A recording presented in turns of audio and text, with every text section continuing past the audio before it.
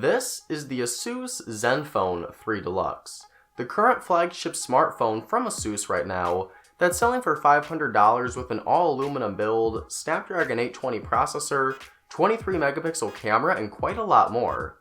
Now for that kind of money, is this the next smartphone for you to get, or are your dollars still better spent with something along the lines of the OnePlus 3T?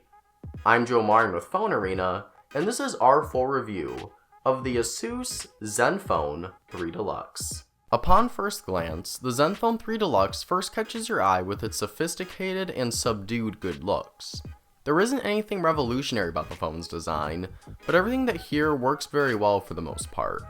The rounded corners add a subtle sense of refinement, the circular finish on the bottom bezel creates for some nice flair, and Asus's pure metal technology means that you won't find any visible antenna lines anywhere in the ZenFone 3 Deluxe. The power button and volume rocker on the right hand side of the phone both feel very tactile and responsive, and the SIM tray that flanks it is able to support either 2 SIM cards or 1 SIM and 1 microSD card to expand on the already beefy 64GB of onboard storage. The top of the phone is where you'll find the ZenFone 3's 3.5mm headphone jack, and below that is the device's USB Type-C port and external speaker. I'm personally a believer of all things USB-C, so I love seeing the new port technology present on the ZenFone 3 Deluxe.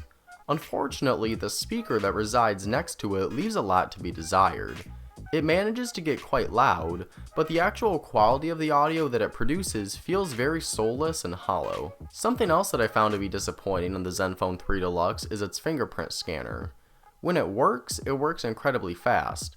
Unfortunately, I found that if my finger was placed on the scanner at even a slight angle, it would have trouble reading my fingerprint and tell me to scan it again. Now this may not sound like a huge deal on paper, but it failed enough times to prove to be a real pain point in day-to-day use. Consuming the front of the Deluxe's body is a 5.7-inch screen with a resolution of 1920 by 1080. Asus opted for a Super AMOLED panel here, and this creates for very saturated, if somewhat inaccurate colors. The display manages to get very bright, maxing out at around 494 nits, but on a screen of this size, I really would have preferred to see a Quad HD resolution. There's nothing wrong with using a full HD panel in 2017, but considering that the ZenFone 3 Deluxe is currently Asus's main flagship smartphone, I was expecting a bit more out of the display department. It isn't necessarily bad, but it does leave a lot to be desired. While the lower resolution isn't the best thing in the world to look at, it does mean that the ZenFone 3 Deluxe has less pixels to push around when interacting with it. Now couple that lower resolution with a powerful Snapdragon 820 processor and 6GB of RAM, and you've got an insanely powerful smartphone on your hands. Everything I threw at the Deluxe ran like butter, with the phone handling multitasking and other intense applications with ease. When running various apps on the ZenFone 3 Deluxe, you'll be using Android 6.0.1 Marshmallow with Asus's custom software layered on top of it. I've stated multiple times in the past that Asus's take on Android isn't the best around, but what it lacks in aesthetically pleasing design, it makes up for with a host of additional features and settings to play around with. The built-in launcher allows you to customize pretty much every aspect of the phone's layout. Asus's own theming engine allows you to take your customization beyond the home screen and app drawer, and a variety of motion and touch gestures give you more ways to interact with the phone than what you would find on stock Android. It isn't my favorite Android skin of choice, but you can learn to appreciate it for what it is after using it for long enough. Flip the Asus ZenFone 3 Deluxe around, and you'll find the phone's 23 megapixel Sony IMX813 sensor with laser and phase detection autofocus in addition to optical image stabilization. It's very easy to get excited whenever you see extremely high megapixel count on a smartphone camera, and while the ZenFone 3 Deluxe is capable of capturing some very nice shots, it still has its flaws here and there. Images taken outdoors with plenty of lighting can turn out looking incredibly good, but the Deluxe struggles a bit when shooting in more dimly lit scenarios. Shots taken here will result in drop in quality and allow for unpleasant digital noise to creep in.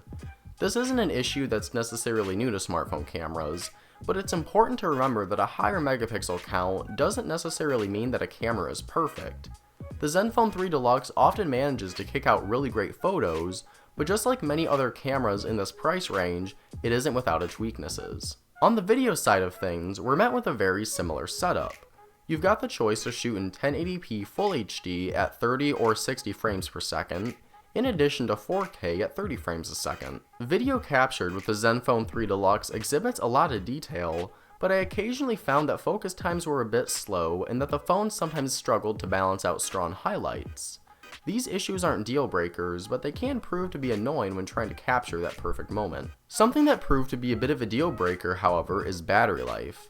Packed inside of the ZenFone 3 Deluxe is a 3000 mAh battery that proved to be a serious letdown in real-world use. My average usage with the phone consisted of checking social media, replying to emails, and watching a 1080p video here and there on YouTube. Now with this sort of activity, the Deluxe ended up dying on me at around 9:20 p.m. after first being turned on in the vicinity of 6:30 that morning. This included just 3 hours and 44 minutes of screen on time, and with heavier use such as playing graphically intense games and longer sessions of streaming video and or music, you'll likely have a rough time making it through a full day on the phone. On the plus side, it doesn't take long at all to charge the ZenFone 3 Deluxe. Powering the phone from 0 to 100% took just 84 minutes, meaning that you're going to find very similar recharge times as compared to the OnePlus 3T. This does help to even out the lackluster performance of the battery in the real world, but it still isn't the most ideal setup. With all of that said, where does that leave us with the Asus ZenFone 3 Deluxe? If it sounds like I'm being a bit harsh on the phone, that's kind of because I am. The ZenFone 3 Deluxe is currently Asus's main flagship smartphone, meaning that this should be the best of what the company has to offer right now. The phone is certainly very good in many areas, but it drops the ball more times than it should for a device of this caliber. The fingerprint scanner often failed to unlock the phone more times than it should have.